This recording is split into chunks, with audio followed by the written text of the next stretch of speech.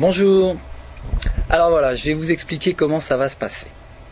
Les conteurs, souvent, quand ils racontent des histoires, ils veulent savoir si vos oreilles, elles sont prêtes à écouter. Sinon, ça sert à rien qu'ils racontent. Pour ça, il y a une formule toute simple. Je vais vous dire, prêtez-moi vos oreilles, et juste quand vous allez entendre prêtez-moi vos oreilles, vous allez prendre votre doigt là, et vous allez faire huit. Et juste quand vous ferez huit, il y a une histoire qui va commencer. On essaye? Prêtez-moi vos oreilles. Pas mal. Mais ce que je vous ai pas dit, c'est que cette petite formule, elle est faite pour dynamiser le compteur. Ça veut dire que s'il y en a parmi vous là, qui me regardent et qui font pas chut, forcément l'histoire qui va me venir ne sera pas terrible. Attention, prêtez-moi vos oreilles. Chut. Très bien. C'est l'histoire de deux amis. Il y en avait un qui était tout petit, pas plus grand que ça.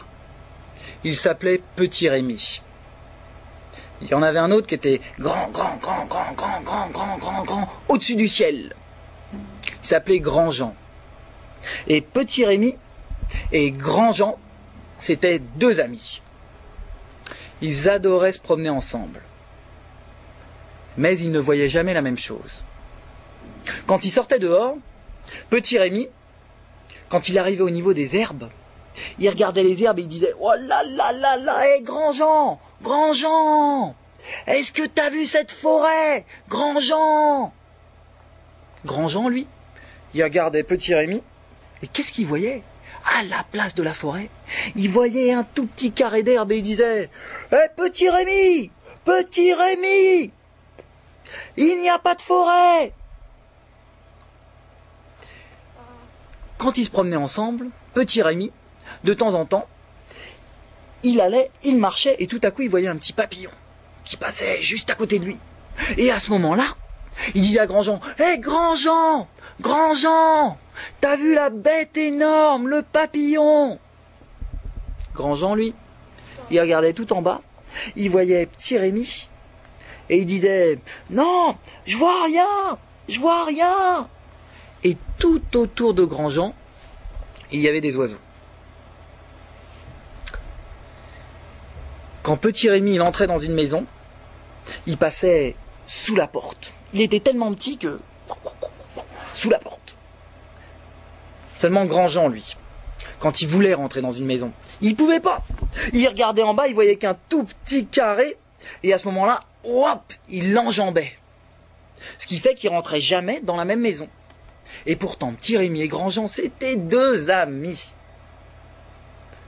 Un matin, ils sont sortis dans la forêt. Et là, il y a des nuages qui sont arrivés. Ils se sont assemblés, puis il a commencé à pleuvoir. Et Petit Rémi, quand il a vu la pluie, il regardait les gouttes et ça faisait floc, flic, flac, floc, flic, flac. Et il devait éviter les gouttes, sinon il était écrasé. Alors à ce moment-là, il a regardé son ami et il a dit « Grand Jean, tu as vu la pluie ?» Et Grand Jean, lui, il était tellement grand qu'il était au-dessus des nuages et qu'il voyait le soleil. Et il a dit « Petit Rémi, il n'y a que du soleil !» 1 heure est passée. Et vous savez ce qui se passe, mesdames, messieurs, les enfants, quand il y a du soleil et quand il y a flic, flac, floc, il y a un arc-en-ciel qui est né. De la terre jusqu'au ciel, avec plein de couleurs. Et Petit Rémi, aussi petit que ça, il a regardé l'arc-en-ciel et il a dit à Grand Jean « Hé Grand Jean, t'as vu toutes ces couleurs, t'as vu l'arc-en-ciel ?» Et Grand Jean, lui, il a regardé juste devant lui, il n'a pas eu besoin de se baisser, et il a vu l'arc-en-ciel. Et il a dit à Petit Rémi « Hé Petit Rémi, je le vois !» Et pour la première fois, Petit Rémi et Grand Jean, ils ont vu exactement la même chose en même temps.